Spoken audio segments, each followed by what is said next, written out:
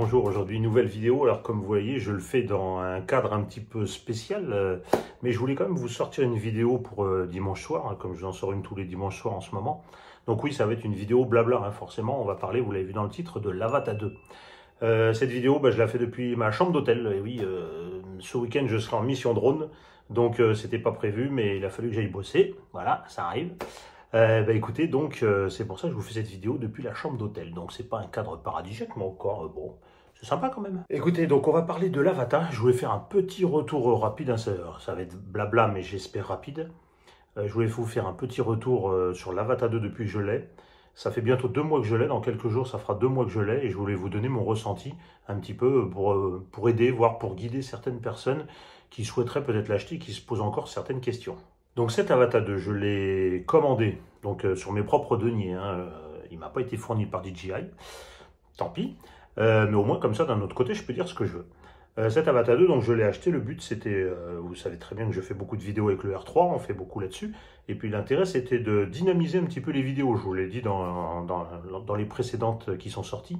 Et puis je vous l'ai montré un petit peu sur les deux dernières à peu près, il y a des vues du R3, et puis ensuite vous avez des vues de l'Avata 2.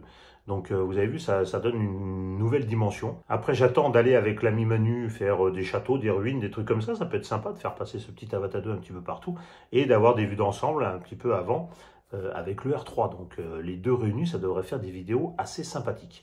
Mais revenons à nos moutons, c'est-à-dire l'Avata 2. Ce que moi je ressens par rapport à ce drone, les points forts et les points faibles. Les points forts, naturellement, c'est que si, comme moi, vous n'avez jamais fait de FPV, c'est sympa parce qu'on vous vend un pack complet, clé en main. Vous n'avez plus qu'à charger la batterie et puis à décoller, à voler.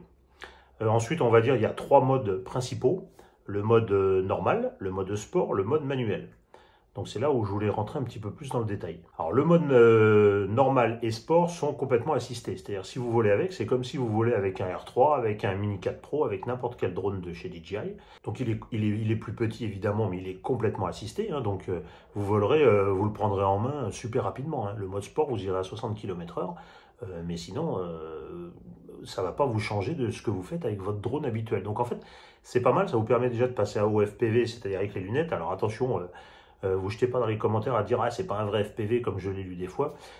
Si vous demandez à n'importe quel moteur de recherche, voire intelligence artificielle, qu'est-ce que le FPV, en fait, à partir du moment, c'est First Person View, hein, FPV, à partir du moment où on a les lunettes et qu'on a le retour vidéo dans les lunettes, c'est du FPV. Voilà, alors oui, il y a du vrai, du pas vrai, mais je rentre pas dans cette polémique, c'est pas le but de cette vidéo. Il y a ceux qui construisent leurs drones, il y a des drones qui vont à 200 km/h, etc. C'est pas le but de la vidéo. Le but de ce petit Avata, il faut se rappeler que c'est quand même qu'un Cinewhoop. Hein. Un Cinewhoop, normalement, c'est un drone qui est fait pour voler principalement en intérieur, passer un petit peu partout, et qui peut quand même voler en extérieur. Il vole très bien, moi j'ai volé avec des 50 km/h, il vole. Après, quand vous volez, forcément, comme je ne mets pas la stabilisation, le drone, il vole, il est comme ça, donc vous avez l'image qui est comme ça. Aucun intérêt à filmer comme ça, parce que vous ne ferez pas grand-chose des rushs, si ce n'est qu'on peut les redresser quand même. Wow, c'est pas le top, il vaut mieux essayer d'avoir des jours où la météo est un petit peu mieux. Donc l'intérêt, je le disais, c'est ce pack complet. Donc ça, c'est carrément le plus, hein, parce que vous achetez un Flymore Combo. Je vous déconseille carrément le pack de base, hein, avec une batterie, c'est pas la peine. Hein. Déjà là, avec 3 batteries, ça passe vite, on reste vite sur sa fin. Moi, j'ai fini par quand même racheter des batteries supplémentaires. Donc si vous avez uniquement une seule batterie, c'est même pas la peine. Moi, autonomie, on va dire, j'ai environ 8 minutes. 8 minutes, c'est mon temps de vol normal. Quand je le pose, je ne suis pas à 0. Hein. Généralement, il reste aux alentours de 25%. Voilà. C'est toujours mieux pour la durée de vie de la batterie. J'essaye de ne pas trop descendre. De toute façon, dès que j'ai l'alerte qui s'affiche, je ramène le drone. L'alerte s'affiche, ça dépend des distances à laquelle on est. Hein. Mais voilà, généralement, elle s'affiche, on est aux alentours de entre 27 et 30%. Ça permet de le ramener. Vous posez, vous êtes à peu près à 25%. Durée de vie de la batterie, et puis ça laisse une marge au cas où vous ayez un problème pour le poser, etc. Au moins vous avez une petite marge. Voilà, donc ça c'est pour l'autonomie de la batterie. Alors quand DJI annonce des 23 minutes, ça va être en mode normal et en volant tranquille, pépère, bon, pas de problème. Moi je vous annonce les 8 minutes, attention, c'est en mode manuel. Après je ne l'ai pas précisé, c'est en mode manuel. Donc là quand même il y a un peu plus de puissance, vous le mettez un peu dans tous les sens. forcément ça consomme un peu plus. Je pense que peut-être en mode sport normal, je n'ai pas testé, mais on doit faire à peu près un quart d'heure, je pense, ça doit être ça. Voilà, donc ça fait partie des plus, hein, c'est donc ce pack complet. Au niveau vidéo, bah écoutez, vous avez vu dans les vidéos que j'ai fait précédemment, hein, c'est tout à fait correct, hein, ça filme en 4K, 30 images secondes, vous pouvez le mettre en 60, et même en 100 avec la dernière mise à jour. Je ne l'ai pas testé en 100, je reste sur mon 30 images secondes, si je veux faire des ralentis, évidemment, je monterai à ce moment-là. Ensuite, d'ailleurs au passage, on peut parler de la dernière mise à jour hein, qui a une nouvelle fonctionnalité qui est assez sympa.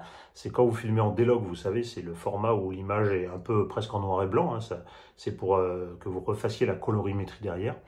Lorsque vous filmez en D-Log, l'avantage avec la nouvelle mise à jour, il y a une petite fonctionnalité que vous pouvez activer ou qui est activée d'origine. Moi je l'ai laissé d'ailleurs, c'est que dans les lunettes, vous voyez tout en couleur. Donc vous voyez vraiment bien les reliefs, les lignes électriques, les feuilles des arbres, etc. C'est vraiment nickel. Alors que si vous le volez avec l'image, le retour en D-Log, c'est un peu en noir et blanc, des fois on peut ne pas voir certaines choses. Donc gros point positif avec cette nouvelle mise à jour. Alors oui, les questions qui reviennent souvent, c'est la portée. Alors la portée, ça va dépendre de beaucoup de choses.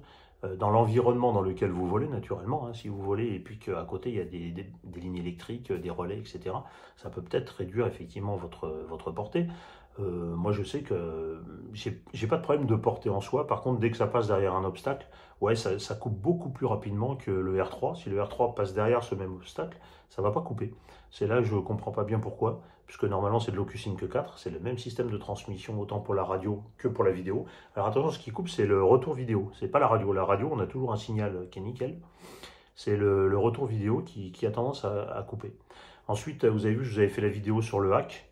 Moi je dirais que malheureusement, même si on n'a pas le droit, c'est quasiment indispensable, parce qu'au moins votre drone avance vraiment, il a plus de répondants, beaucoup plus de vitesse, et c'est beaucoup plus sécurisant de voler comme ça, parce que si vous avez un obstacle, n'importe quoi, vous remettez un coup de gaz, hop, ça part tout de suite.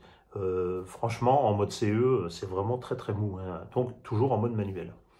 Donc pour revenir justement sur ces modes, hein, puisque j'ai commencé là-dessus, le mode normal, moi j'ai quasiment pas volé avec parce que c'est vraiment très très très lent.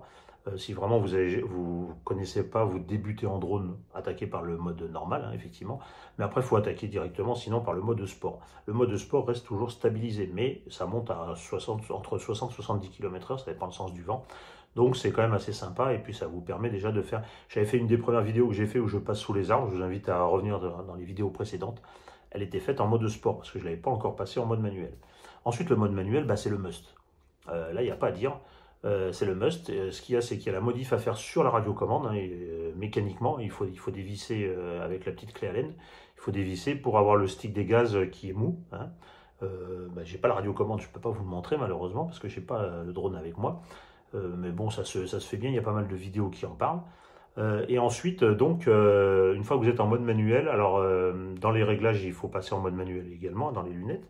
Et puis au départ, vous avez un mode manuel, on va dire, simplifié, c'est-à-dire que le drone ne peut pas se retourner, il bloque à un certain angle.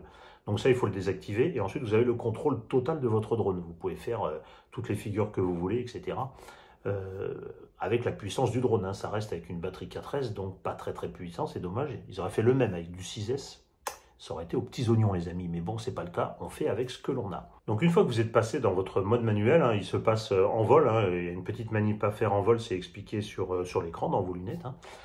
Là, vous avez un drone qui est totalement différent, qui est complètement méconnaissable. Alors, un conseil, écoutez, enfin, moi je vous donne ce que j'en pense, hein, l'avis que j'ai. Pourtant, je vole depuis pas mal de temps, j'avais fait l'hélico radiocommandé avant, et on retrouve un petit peu cette sensation d'hélico radiocommandé en mode manuel. Mais un conseil, faites du simulateur. Il faut prendre les réflexes, il faut prendre les bons réflexes. Ça fait que quand votre drone sera dans une situation à laquelle vous ne vous attendez pas, il ne faut pas réfléchir sur les manches si vous commencez à réfléchir. Des fois ça le fait, hein, ça le fait à tout le monde. Des fois on commence à réfléchir les manches, c'est fini, on fait n'importe quoi. Il faut que les manches, ce soit du réflexe, autant pour avancer, tourner, monter, etc. Il faut que ce soit du réflexe. Donc là, il n'y a que le simulateur qui pourra vous aider à faire ça. Moi, j'utilise deux types de simulateurs que j'ai achetés. Ils ne sont pas très chers, hein. Ça coûte 20 € le simulateur sur Steam. Ils sont sur Steam, hein. Vous pouvez le tester. Si ça ne marche pas sur votre machine, d'ailleurs, vous vous faites rembourser. Donc en plus, c'est nickel. Il y a Liftoff et Uncharted. Voilà, ce sont les deux que moi j'utilise. En plus, ça s'utilise très bien avec la radiocommande de l'Avata 2. Il suffit de la brancher en USB-C directement dessus, sur l'ordinateur. ça marche super bien, il n'y a pas de questions à se poser. Et au moins, en plus, comme ça, vous pilotez avec la radiocommande avec laquelle vous piloterez en réel dans la vraie vie, on va dire. Donc c'est encore un plus. Donc si on veut attaquer un petit peu les côtés négatifs, comme je l'ai dit tout à l'heure, il y a la batterie 4S. Alors je ne parle pas de l'autonomie, hein, parce que c'est déjà correct pour un petit drone FPV, mais je parle de la puissance. Ils auraient essayé de faire un truc un tout petit peu plus gros pour passer en 6S, on aurait eu plus de puissance, plus de répondants. Je pense que ça aurait été encore plus sympa. Peut-être qu'ils sortiront un de ces jours un nouveau drone en 6S, je ne sais pas. Mais enfin bon, il faut faire avec. Après, je ne vois pas beaucoup de points positifs, si ce n'est ouais, ce mode CE qui bride trop le drone en fait. Hein. Ils ont trop voulu le passer dans les normes de la catégorie ouverte en classe C1, voilà. Et du coup, ça l'a trop bridé, donc c'est dommage. Quand vous mettez le hack pour être un FCC, au moins au niveau de la puissance, déjà vous avez un drone qui est méconnaissable et qui vous permet de faire des trucs assez sympathiques. Après, en termes de long range, alors je me comprends, hein, long range par rapport à un Cinewhoop, c'est-à-dire aller un petit peu loin. Je le rappelle, c'est interdit. Mais c'est vrai qu'il s'y prête tout à fait. Hein, si vous voulez faire une crête de montagne, etc., ça le fera sans problème. Le seul truc, c'est qu'il ne faudra pas trop passer derrière la montagne, sinon vous allez perdre le retour vidéo. Donc là, ça, c'est plutôt gênant. Après, en termes de fonctionnalité, écoutez, presque, j'ai même pas tout testé. Le RTH, ça m'est arrivé qu'il s'enclenche 2 fois parce qu'il était passé derrière un obstacle et il s'est enclenché. Mais dès qu'il est remonté, hop, je l'ai repris en main, je l'ai coupé. Donc j'ai même pas fait le RTH jusqu'au bout. En mode photo, écoutez, en mode photo, je vais pas vous en parler parce qu'à vrai dire, je n'ai pas pris une seule photo avec l'Avata. C'est peut-être idiot, mais je l'ai pas fait, j'ai fait que de la vidéo avec. Voilà, donc en termes de vidéo, certains trouvaient que des fois il y avait des petits pixels qui apparaissaient. À voir, à confirmer. Après, des fois, sur YouTube, c'est aussi l'encodage quand on envoie la vidéo. Ça peut casser un petit peu une partie de la qualité vidéo. Après, ça ressortait souvent chez les gens qui regardent sur un grand téléviseur. Donc, je pense que c'est peut-être la gestion aussi des couleurs plus sombres. C'est peut-être là que souvent les pixels apparaissent. À voir dans le temps, mais moi, sur les vidéos que j'ai en qualité d'origine, on va dire, j'ai pas ni les saccades, parce qu'on m'a signalé des fois des saccades, j'ai pas de saccades, et j'ai absolument pas de pixels. Voilà, donc après il peut y avoir la compression YouTube qui joue pas forcément dans le bon sens. Après, à qui s'adresse ce drone? Écoutez, je vais rejoindre j'ai regardé plusieurs vidéos, je crois que c'est Laurent de Drone My Life, qui disait qu'un petit peu cet avatar, c'était un petit peu l'entrée, et puis du coup, si ça nous plaisait, on avait envie de passer au plat de résistance. Et c'est un petit peu, c'est également mon ressenti. Cet avatar me donne vraiment envie d'acheter un vrai drone FPV pour la suite, un truc un petit peu plus gros, avec un peu plus d'autonomie. Voilà, ça donnerait envie, mais bon, il y a déjà de quoi faire avec ce petit avatar. Et puis l'avantage, c'est le côté transport qui est assez facile puisque ça prend pas beaucoup de place. Donc ça, c'est vraiment sympa à transporter. Moi, je dirais pour les débutants, si vous êtes débutant, vous avez le budget foncé sans aucun problème. En plus, vous avez la possibilité d'avoir la garantie, l'assurance DigiCare. Moi, je l'ai pris sur aucun drone. Sur celui-là, je l'ai pris parce qu'effectivement, à un moment donné, on tente des nouveaux trucs, etc. C'est peut-être intéressant d'avoir une garantie pour se le faire échanger ou au cas où il tombe à l'eau et que vous le perdiez carrément. Donc il y a une petite franchise, forcément, mais en attendant, vous vous retrouvez très rapidement avec un nouveau drone échangé. Donc ça, je pense que sur ce type de produit, c'est presque indispensable de le prendre. Donc pour les débutants, je reviens à mes débutants, vous aurez le mode assisté, vous pourrez vous faire la main et monter petit à petit jusqu'à arriver au mode manuel et vous faire plaisir, avec un peu de simulateur, hein, comme je l'ai dit tout à l'heure. Après, des gens, on va dire, niveau intermédiaire, écoutez, pas de problème, selon ce que vous voulez faire, comme on dit, ça va faire le boulot, hein, il n'y a aucun souci. Ce drone est quand même assez sympa pour ça. De plus, ils ont rajouté les compatibilités, vous avez vu dernièrement, avec la dernière mise à jour, avec les anciennes radiocommandes de l'Avata première génération, les anciennes lunettes, enfin il y a plein de trucs.